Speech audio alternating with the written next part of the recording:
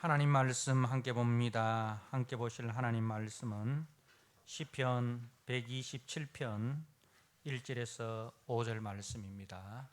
시편 127편 1절에서 5절 말씀.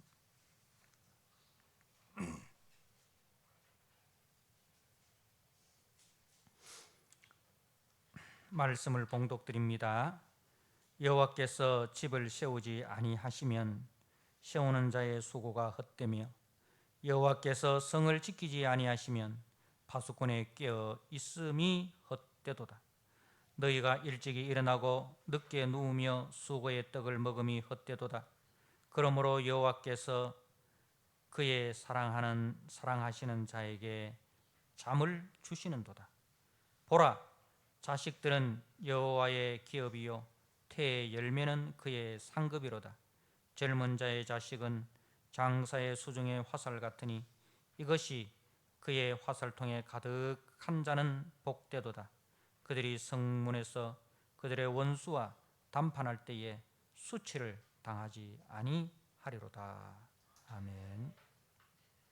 하나님 아버지, 어두운 죄악길에 헤매던 저희들을 불쌍히 여기셔서 우리 주 예수 그리스도의 그 십자가 보혈로 우리를 값주고 사셔서 이제는 어둠이 아니라 빛의 자녀가 되게 하시고 빛 가운데 행하게 하신 것을 감사합니다. 하나님 아버지, 이 빛의 소리, 빛의 영광을 들려주고 보여주는 우리 모든 성도들로 주님 이 시간 회복시켜 주시옵시고 아버지 그 사명을 다시 감당할 수 있는 능력과 은혜를 허락하여 주시옵소서. 예수님께 하신 이름으로 감사하며 기도드리옵나이다. 아멘. 오늘 시편 127편 1절에서 5절 말씀 두 번째 시간입니다. 우리를 세우시는 여호와라는 제목으로 주신 말씀을 함께 나누고자 합니다. 오늘 본문에도 여호와 하나님은 세우시는 분이시다는 것을 말씀을 하고 있습니다. 그렇습니다. 여호와 하나님은 친히 모든 만물을 창조하시고 세우시는 창조주 하나님이십니다. 사람을 비롯하여서 모든 만물을 다 지으시고 그리고 세우시는 분이십니다. 그분 안에 모든 존재는 다 그분의 피조물, 그분에 의해서 지음받은 피조물입니다. 그리고 그 하나님은 그 모든 만물을 지으실 뿐만 아니라 그 모든 만물을 다스리시고 통치하시는 주권자 하나님이십니다. 그리고 영광스럽게도 우리를, 사람을 하나님의 형상, 하나님의 대리자로 지으셔서 하나님을 대신해서 만물을 다스리고 만물을 관리하는 하나님의 대리자, 하나님의 청지기로 우리를 세워 주셨습니다. 그런데 이제 그 하나님의 축복된 그 통치 아래서 살아가던 사람이 먼저 타락한 사단에 의하여 미혹을 받습니다. 사단은 사람을 미혹하기 위해서 하나님의 말씀을 교묘하게 왜곡해서 사람에게 접근합니다. 그래서 네가 이것을 먹는 날에는 네 눈이 밝아 하나님과 같게 될 것이다. 하나님의 자리에 사람을 올려놓습니다. 그 미혹에 빠져서 사람은 하나님의 말씀을 거역하고 하나님을 반역하게 됩니다. 자, 사단의 미혹에 빠진 그래서 하나님을 반역한 인간의 삶이 행복하였습니까? 성경은 그렇지 않다는 것을 보여주고 있습니다.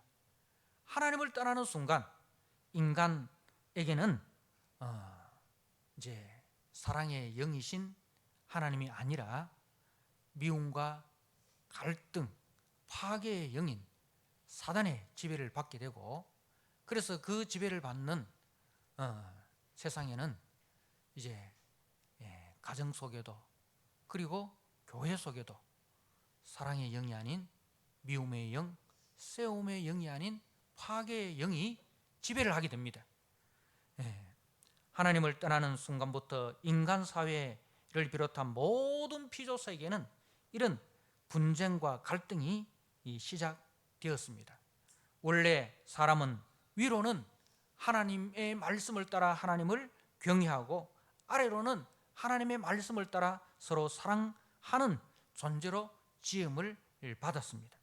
그러나 범죄 이후로는 이제 하나님에 대해서는 무관심하게 되거나 또 하나님에 대해서는 대적하게 되고, 그리고 서로 사랑하고 섬기도록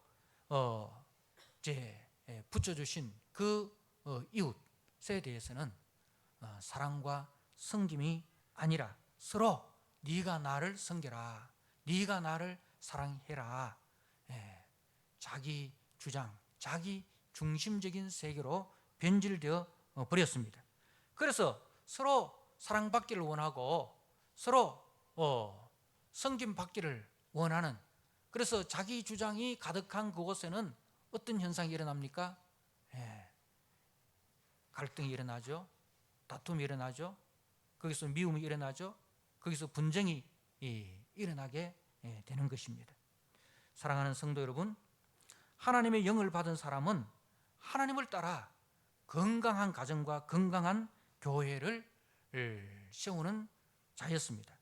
그러나 범죄하여 사단의 지배를 받으면서 그 건강한 가정과 건강한 교회가 변질됩니다. 그 가정에도 미움의 영이 역사하고 그 교회에도 미움의 영이 역사하여서 서로 자기 주장으로 그 공동체가 와해되어지는 것을 우리는 보게 됩니다. 사단이 역사하는 곳에는 끊임없이 자기 주장으로 분쟁과 갈등으로 서로 상처를 주고 서로 무너뜨리고 파괴시키는 그런 이상한 관계가 되었습니다. 다시 말씀드리지만 하나님은 사랑의 영이시고 하나님은 세움의 영이십니다. 그러나 사단은 미움의 영이고 파괴의 영입니다. 그렇다면 여러분, 나는 누구의 영을 받고 누구의 일꾼으로 지금 살아가고 있습니까? 내가 살아가는 곳에 어떤 역사가 일어납니까? 사랑의 역사가 일어납니까? 싸움의 역사가 일어납니까? 아니면 그 반대로 사랑이 아니라 미움이, 세움이 아니라 파괴가 역사하고 있다면 다시 한번 우리 자신을 살펴봐야 합니다. 내가 하나님의 사람이라 하면서 하나님을 따라 살지 아니하고 하나님의 마음을 받아 살지 않고 오히려 내가 사단의 마음을 받고 살아가고 있지는 않은가? 나는 예수를 믿기 때문에 당연히 나는 하나님의 마음을 받고 하나님의 일꾼으로 나는 살아가고 있다라고 자부하지 마시고 여러분의 삶의 현장 속에서 여러분을 통해서 나타나는 열매를 보시라는 겁니다. 내가 가는 곳에 정말 사랑의 역사가 일어나고 있는가? 세움의 역사가 일어나고 있는가? 아니면은 내가 가는 곳마다 미움의 영이 역사하고 내가 가는 곳마다 파괴의 영이 역사하고 있는가? 사랑하는 성도 여러분, 오늘 말씀도 여호와는 집을 세우시고 성을 지키시는 분으로 소개를 하고 있습니다. 여호와께서 집을 세우지 아니하시면 세우는 자의 수고가 헛되며 여호와께서 성을 지키지 아니하시면 파수꾼의 깨어 있음이 헛되도다. 여호와는 집을 세우시는 분이시고 여호와는 성을 지키시는 분이시라는 것입니다. 자, 성도는 자신의 인생의 주인이 하나님이신과 자신은 하나님의 청지기요 하나님의 대리자임을 인정하는 자가 성도입니다. 그러므로 성도는 자신의 집, 자신의 공동체의 주인이 하나님임을 인정하고 그 하나님의 말씀을 따라 하나님의 방법대로 하나님의 뜻대로 하나님의 목적을 따라 살아가는 사람이 거듭난 성도, 하나님의 신실한 일꾼인 것입니다. 우리는 야곱의 일생을 보면서 이제 그 야곱의 일생 중에서 이제 야곱이라는 이름으로 살아가는 시기, 그리고 야복강가에서 이제 하나님과 겨루어서 그 야곱이 변하여 이스라엘로 살아가는 그 인생의 후반기를 나누어서 야곱을 살펴볼 수가 있습니다. 야곱의 그 일생 중에서 전반기, 야곱이라는 그 이름으로 살아가던 시기는 어떠하였습니까? 야곱은 늘 불안하였습니다. 늘 불안하였습니다. 그리고 불안하기 때문에 자기 힘으로 이제 문제를 해결하기 위해서 인간의 수단과 인간의 방법, 인간의 지략을 다 동원을 합니다. 그래서 그 야곱이 가는 곳마다 어떤 역사가 일어납니까? 형과 갈등하게 되고 아버지를 속이게 되고 외삼촌을 속이게 되고, 그래서 그 가정이 미움, 그 가정 속에 미움의 영이 역사하고, 또 이제 외삼촌 집에 가서도 이제 외삼촌과 갈등하죠. 그리고 4명의 아내가 이제 등장하는데 그 4명의 아내들 속에서도 이 야곱의 모습이 그대로 나타나서 서로 갈등하고, 그리고 그 4명의 아내에게서 난 12아들 또 서로 갈등하고 미워하고 분쟁하고 다투는 그러한 삶을 우리가 보게 됩니다.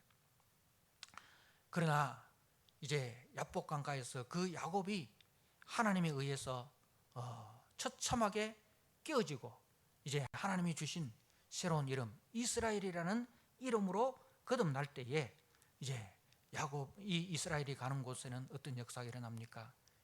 형인 에서와 화해하게 됩니다. 형인 에서와 화해하게 되고, 아버지를 찾아가게 되고, 이제 살리는 사람으로 등장하게 하는 것을 우리가 보게 됩니다. 다윗의 일생 또한 마찬가지입니다.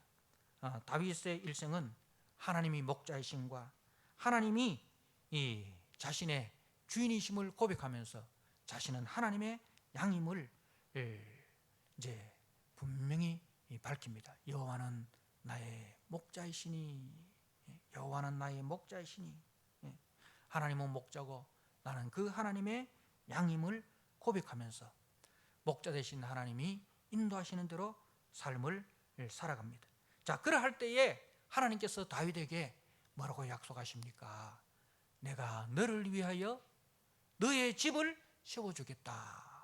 내가 너를 위하여 너의 집을 세워주겠다. 그 집은 영원히 무너지지 않는 집입니다. 하나님께서 다윗에게 약속하신 그 집은 우리가 사는 장막집이 아닙니다.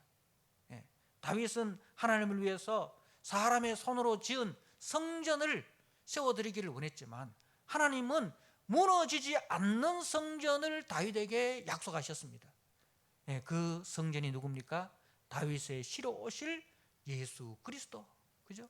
예수 그리스도로 말미암아 영원히 무너지지 않을 다윗의 왕가를 세워주시겠다, 그렇게 약속하셨습니다. 그렇습니다. 사람의 손으로 지은 것은 언젠가는 무너집니다. 언젠가는 무너집니다. 아무리 우리가 화려하고 아름답고 웅장하고 튼튼하게 지은 집이라 할지라도 세월이 지나면 다 무너지게 됩니다.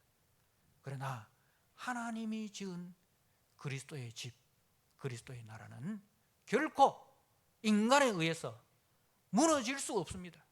그 집은 영원한 집입니다.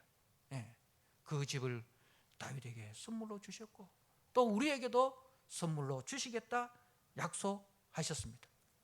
솔로몬은 이것을 알고 고백하고 있는 겁니다. 오늘 127편에 솔로몬이 여호와께서 집을 세우신다, 여호와께서 성을 지키신다라고 말씀하실 때에 그 집과 그 성은 인간이 만드는 집, 인간이 만드는 성이 아니라 하나님이 만드는 집이시고 하나님이 만드는 성인데, 그것은 사람의 손에 의해서 지음받는 집과 성이 아니라 바로 다윗의 자손으로 이 땅에 오셔서 우리에게 영원히 무너지지 않을 그 영광의 집을 세우시고 영광의 성을 세우실 그리스도를 말씀하고 있는 것입니다.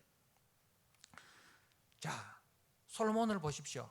솔로몬의 인생도 전반기와 후반기로 나눌 수 있는데요.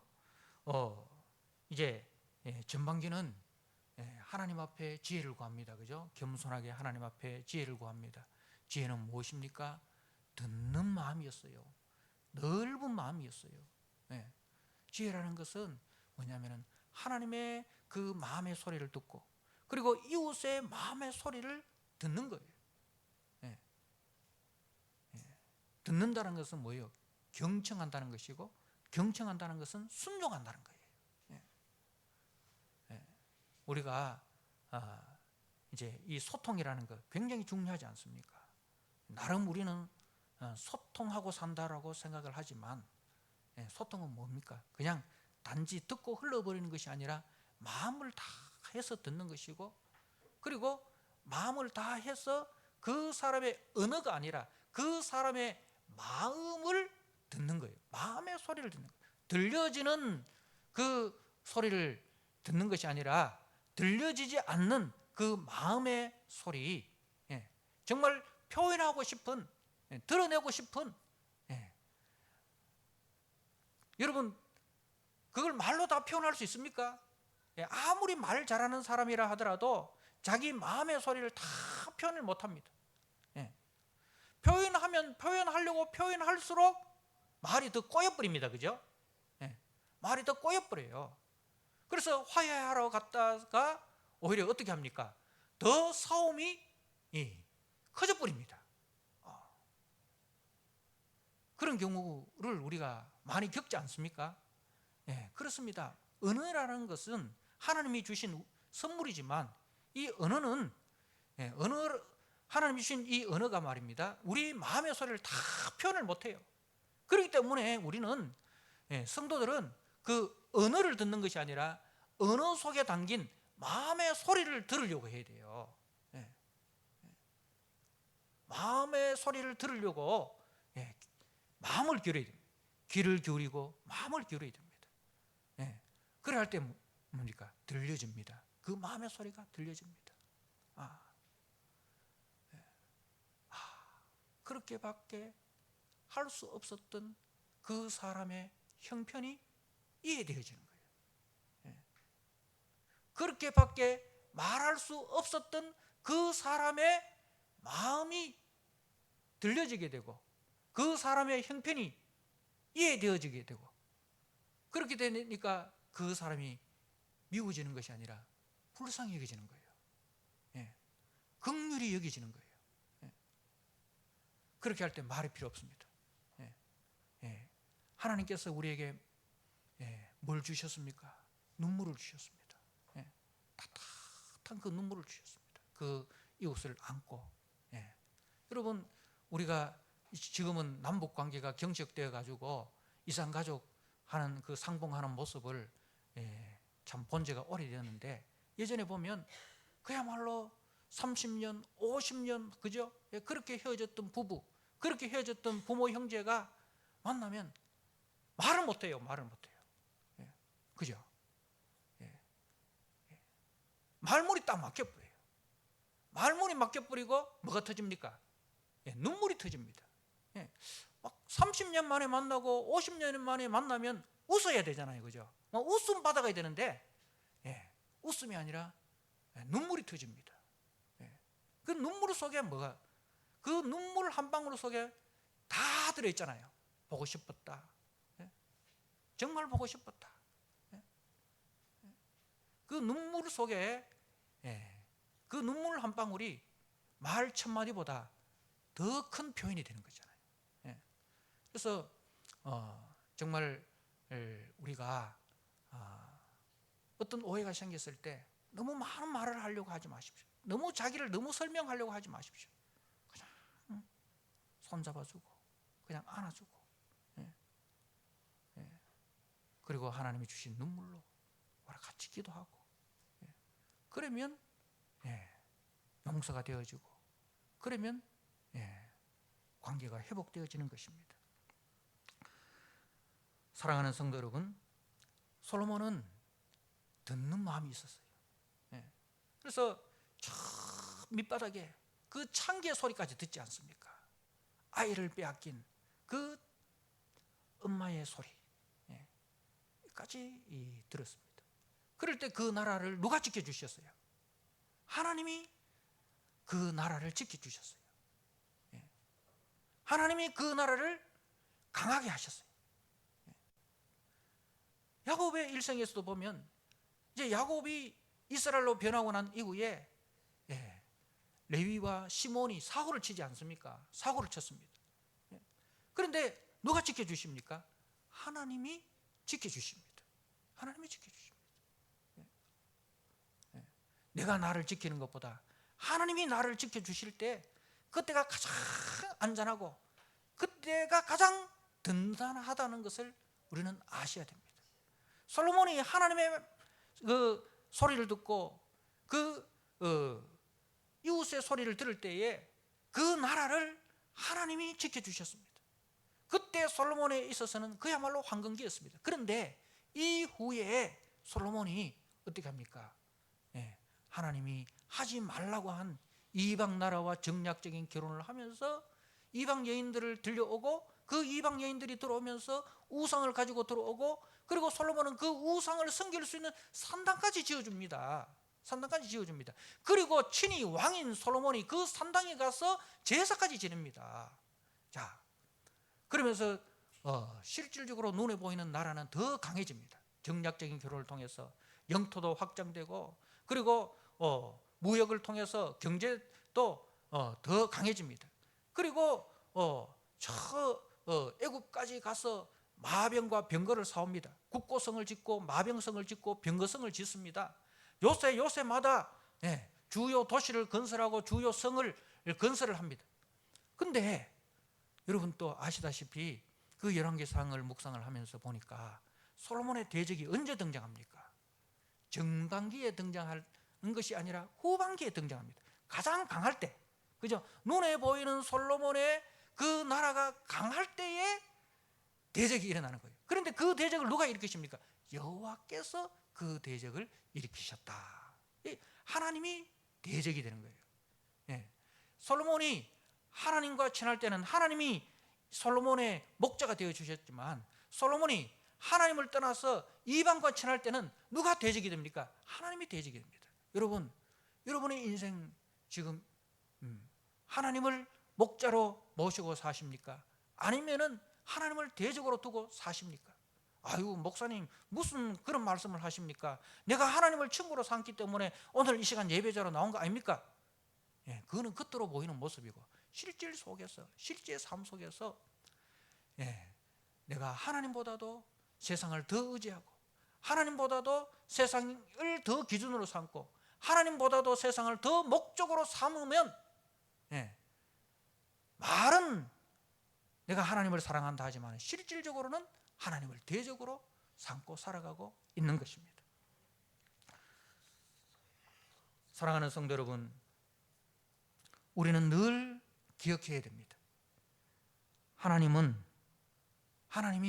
나의 창조주시고, 하나님이 내 인생의 주권자시고, 하나님이 장차 내 인생의 심판주시다. 나는 하나님의 피조물로 지음을 받았다.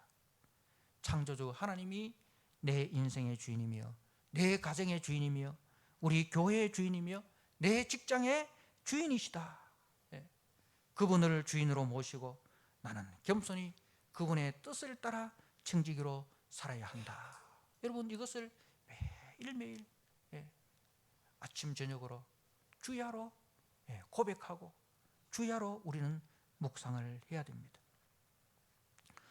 그래서 잠언 16장 3절 말씀에 너의 행사를 여호와께 맡기라. 그리하면 너의 경영하는 것이 이루리라. 사랑하는 성도 여러분, 너의 행사를 여호와께 맡기라. 여러분의 모든 일을 하나님께 맡기라는 겁니다. 그러면은 여호와께서 어떻게 하신다고요? 너의 경영하는 것을 이루어 주신다. 그리고 잠언 3장 6절에 7절에 보니까 너는 범사의 그를 인정하라. 너는 범사의 그를 인정하라. 그리하면 네 길을 지도하시리라. 스스로 지혜롭게 여기지 말라. 그렇습니다. 겸손하여 그분의 말씀에 귀를 기울이고 그분의 말씀을 따라 순종하며 섬기는 것이 하나님의 형상으로 지음받은 우리의 본분입니다. 우리 주 예수 그리스도의 피로 구속함을 받은 하나님의 백성의 본분입니다. 그렇게 할 때에 하나님은 친히 우리의 목자가 되어주시고 우리를 지키시고 우리를 반드시 그분의 영원한 집으로 인도하십니다. 자, 그리고 이제 여러분이 이제 궁금해하시는 말씀 2절 하반절에 보니까 그러므로 여호와께서 그의 사랑하는 자에게 잠을 주시는도다라고 되어 있어요. 지금 또 주님의 사랑을 받아서 잠을 주무시고 계시는 분들이 많으신데 정말 주님의 사랑을 많이 받으셨습니다. 그런데요, 오늘 말씀은 그런 뜻이 아닙니다.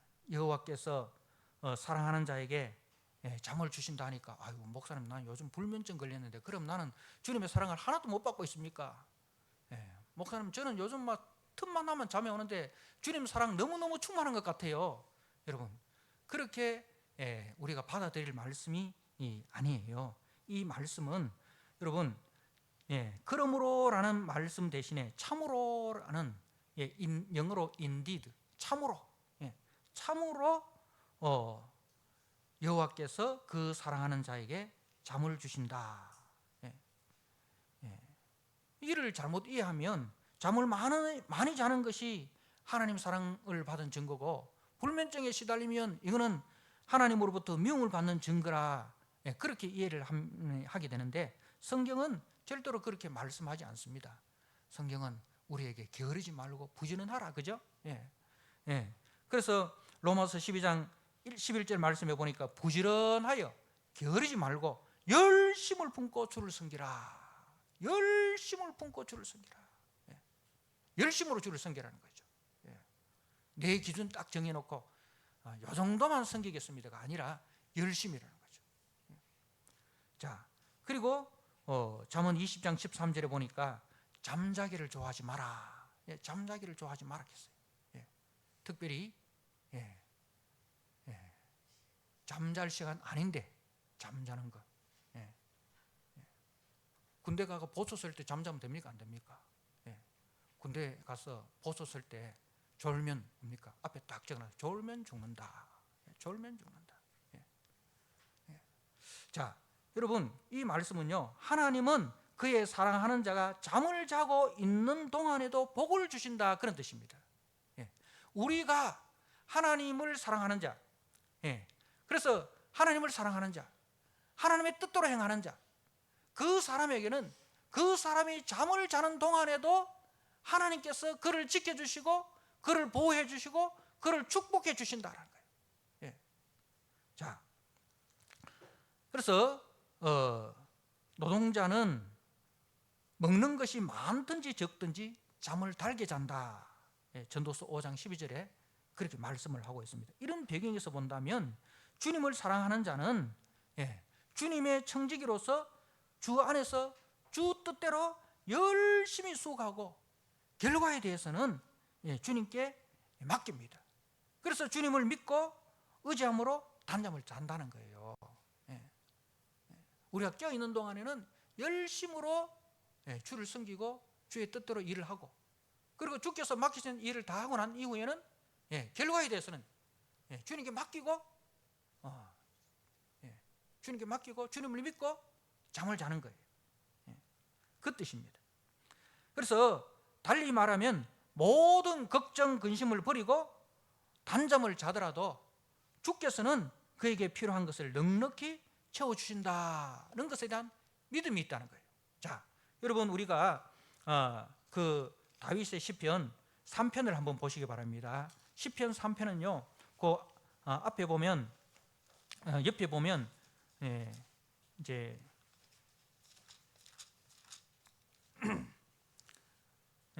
다윗이 그의 아들 압살롬을 피할 때 지은 시라 이렇게 됐습니다. 다윗이 그 아들 압살롬을 피해서 피할 때 지은 시. 그러니까 얼마나 위기 상황입니까, 그죠? 그 압살롬의 반역이 일어나서 예루살렘 성을 버리고 이제 피난하는 그 상황입니다. 여러분 잠이 옵니까 안 옵니까? 이런 상황에 다른 사람도 아니고 아들이 아버지를 반역을 했습니다. 이게 왕으로서 체면이 말이 됩니까 안 됩니까? 체면이 말이 안 되잖아요, 그죠? 그 아들이요 백주 대낮에 아버지의 후궁을 겁탈을 합니다. 잠이 옵니까 안 옵니까? 그래도 잠이 옵니까? 자, 이런 상황에 잠이 오지 않습니다. 근데요 다윗은 그런 상황에도 잠을 잡니다. 3장 5절에 내가 누워 자고 깨었으니 여호와께서 나를 붙드심이라 천만인이 나를 에워싸 진친다 하여도 나는 두려워하지 아니하리다. 이런 상황에서 다윗은 하나님께 맡깁니다. 그래서 제사장들이 하나님의 법궤를 메고 오려고 하잖아요, 그죠? 그럴 때에 어떻게 합니까? 메고 오지 마라. 하나님이 움직이는 것이 움직여서는 하나님의 기준이다. 기준이신 하나님이 움직이는 것이 말이 되느냐? 하나님의 기준이기 때문에 하나님은 언제나 그 자리에 계시고 누가 움직여야 됩니까? 내가 그 기준 대신 하나님께로 움직여야지. 그래서 내가 하나님의 뜻에 합당하면 하나님께서 나를 돌아오게 하실 것이다 에 대한 하나님에 대한 믿음이 있었던 거예요. 그래서 법궤를 메고 오지 말라는 거예요. 그래서 그 상황에서 내가 누워 자고 깨었으니 하나님을 믿는 거예요. 하나님을 신뢰하는 거예요. 내가 누워 자고 깨었으니 여호와께서 나를 붙드심이라. 사람들이 다 웃겠죠, 이 말할 때. 하나님 붙드는 사람이 지금 자식한테 쫓겨 다녀? 그런데 다윗은 그렇지 않습니다. 내가 누워 자고 깨었으니 여호와께서 나를 붙드심이라. 천만인이 나를 에워싸 진친다 하여도 나는 두려워하지 아니하리다. 자, 그리고 4장 8절을 보십시오. 내가 평안히 눕고 자기도 하리니 나를 안전히 살게 하시는 이는 오직 여호와이시니이다. 내가 평안히 눕고 자기도 하리니. 그렇게 하는 이유가 뭡니까? 나를 안전하게 살게 하시는 이는 오직 여호와이시기 때문에. 그래서 바울도 우리에게 그렇게 권면하고 있지 않습니까? 아무것도 염려하지 말고 이 말은 뭡니까? 염려거리가 계속 밀려오더라도 이 말입니다. 그죠? 염려거리가 계속 밀려오더라도 이 산을 넘으면 끝이겠지 했는데 그 산을 넘고 보니까 어떻습니까? 더 큰 산이 기다리고 있네. 그리고 그 산을 넘었습니다. 이제는 끝이겠지 했는데 더 큰 산이 기다리고 있습니다. 그런 상황이라 할지라도 아무것도 염려하지 말고 오직 모든 일에 기도와 간구로 하나님께 아뢰라. 그래야면 모든 지각에 뛰어나신 하나님의 평강이 그리스도 예수 안에서 너희 마음과 생각을 지켜주신다. 사랑하는 성도 여러분, 자기가 주인이 되어 집을 세우려는 자들은 새벽같이 일어나 늦게 잠자리에 들기까지 쉼을 미루고 잠자기를 미루고 그래서 지쳐 있습니다. 그래도 뭡니까? 그렇게 열심히 일해도 염려가 생기고 근심거리가 많아서 잠이 오지 않습니다. 그러나 믿음의 사람은 청지기로서 주인이 시키는 대로 충성을 다 하고 그 다음에 평안한 마음으로 하나님의 축복인 쉼과 잠을 선물로 누린다는 말씀입니다. 자, 그리고 이제 그 뒤에 있는 말씀, 자식에 대한 말씀입니다. 이 자식은 이 자식을 우리가 교훈적으로만 보아서는 안 됩니다. 자식 많은 집은 복이고 자식 적은 집은 그러면은 복을 덜 받았나? 그렇지 않습니다. 여기서 말하는 자식은 보라, 자식들은 여호와의 기업이요 태의 열매는 그의 상급이로다. 젊은 자의 자식은 장사의 수중의 화살 같으니 이것이 그 화살통에 가득한 자는 복되도다. 그들이 성문에서 그들의 원수와 담판할 때에 수치를 당하지 아니하리로다. 여러분, 이 상황이 어떤 상황인지를 잘 아셔야 됩니다. 자, 자식이 등장을 하고요, 그 상황이, 자 보십시오. 장수가 나옵니다. 장수. 그리고 화살이 나옵니다. 화살통이 나옵니다. 성문이 나옵니다. 원수가 나옵니다. 이게 뭐예요? 무슨 지금 상황이 전쟁터라는 거예요. 지금 상황이 전쟁터라는 거죠. 여러분, 이 전쟁터는 영적 전쟁이에요. 가장 큰 영적 전쟁이 언제 일어났습니까? 갈보리 동산입니다. 그죠? 그 골고다 언덕에서 마귀의 머리를 깨뜨리시는 그 결정적인 승리, 결정적인 그 전쟁이 바로 겟세마네 동산의 기도를 마치시고 골고다 언덕에서 십자가에 못 박히실 때, 그래서 이제 하나님의 그 아들, 하나님의 아들이 그 전쟁에 개입하심으로 말미암아 그 전쟁은 완전히 전세가 역전이 되는 거예요. 하나님의 아들이 개입하지 않을 때는 사단이 왕노릇하였습니다. 그러나 하나님의 아들 대신 여자의 후손 아브라함의 씨, 다윗의 씨, 그죠? 하나님께서 아브라함에게 그 아들 이삭을 번제로 드리고 난 이후에 창세기 22장에 이제 주시는 말씀이 여호와 이래, 여호와께서 준비하신 그 씨로 말미암아 천하 만민이 복을 받을 것이다. 그가 원수의 성문을 열 것이다. 그렇게 하셨어요. 그래서 그 아브라함의 언약, 다윗의 언약의 핵심은 바로 하나님의 아들 그리스도가 이 땅에 오신다. 그것이 이 구약의 핵심입니다. 그래서 그 하나님의 아들 아브라함의 씨, 다윗의 씨로 오시는 그분이 이제 이 전쟁에 개입하심으로 말미암아 전세가 완전히 역전되어 버립니다.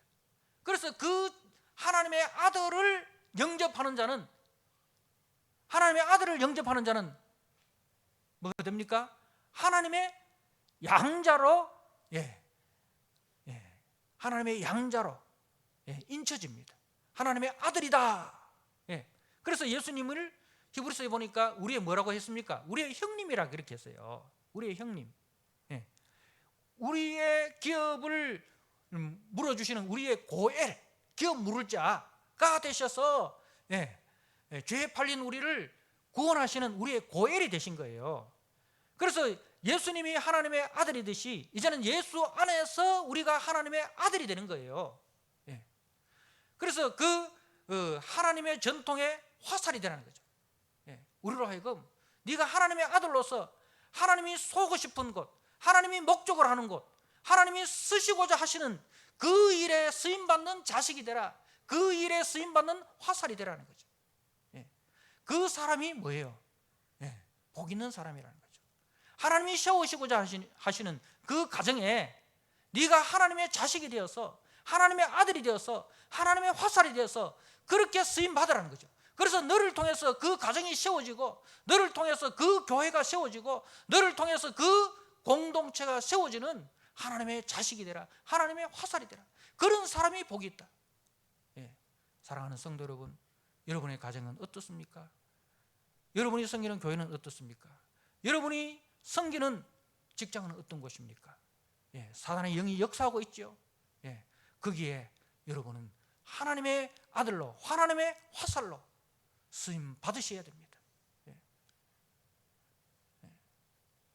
내 소리를 내려놓으시고 내 주장을 내려놓으시고 하나님의 소리를 듣고 이웃의 소리를 듣고 그 소리를 온 마음으로 받아들이고 온 마음으로 그 상처를 끌어안으시고 용서하시고 이해하시고 덮어주셔서 미움의 영이 역사하는 것이 아니라 사랑의 영이 역사하는 곳으로, 그래서 그곳에서 하나님의 나라를 세워가시는 저와 여러분 되시기를 주님의 이름으로 축복합니다. 아멘. 하나님 아버지, 주께서 우리를 택하셔서 하나님의 집에 아들이 되게 하시고 하나님의 화살통에 화살이 되게 하셔서 하나님이 세우시는 그 일에 우리를 일꾼으로 불러주신 것을 감사합니다. 하나님 아버지, 이제 우리가 하나님의 아들로서 하나님의 전통에 가득한 화살이 되어 하나님이 세우시고자 하시는 그 가정을 세우고 하나님이 세우시고자 하는 그 교회를 세우고 하나님이 세우고자 하는 그 공동체를 세우는 일에 귀하게 쓰임받는 우리 모든 성도들이 되게 하여 주옵소서. 예수님께 하신 이름으로 감사하며 기도드리옵나이다. 아멘.